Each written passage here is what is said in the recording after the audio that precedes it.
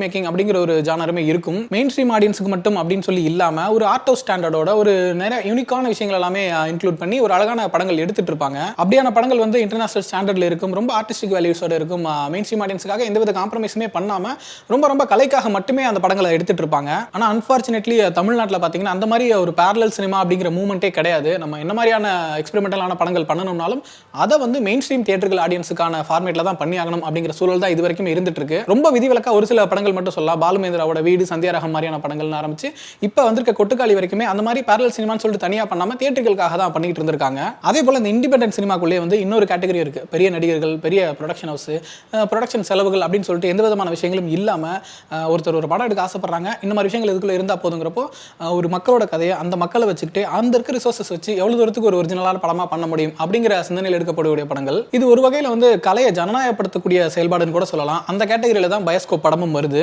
ஒரு கிராமத்து இளைஞன் சினிமா மேல இருக்க பயங்கரமான மோகத்தோட அந்த ஊரோட கதையை அந்த ஊர் மக்களை வச்சு எடுக்கிறான். ஒரே ஒரு கேமராவை மட்டும் வச்சுக்கிட்டு அந்த கேமரா ஆப்ரேட் பண்றதுக்கு தேவையான அந்த ட்ராலி, கிரேன் மாதிரியான எக்யூப்மெண்ட்ஸை கூட அந்த ஊர்ல இருக்கிற மக்கள்கிட்டே சொல்லி ஒரு மாதிரி கஸ்டமைஸ்டா செஞ்சு அவங்களே அதை ஆப்ரேட் பண்ண வச்சு அவங்களே நடிக்க வச்சு ப்ரொடக்ஷன் செலவுக்குன்னு சொல்லிட்டு தனியா எந்த படம் ஒதுக்காம ஷூட்டிங் வர்றவங்களே அவங்களே சாப்பாடு கட்டி எடுத்துட்டு வர சொல்லிடுறது. இந்த மாதிரி சினிமாவை ஒரு குடிசை தொழில் மாதிரி உருவாக்குற கதை தான் அந்த பயோஸ்கோப் படத்தோடது.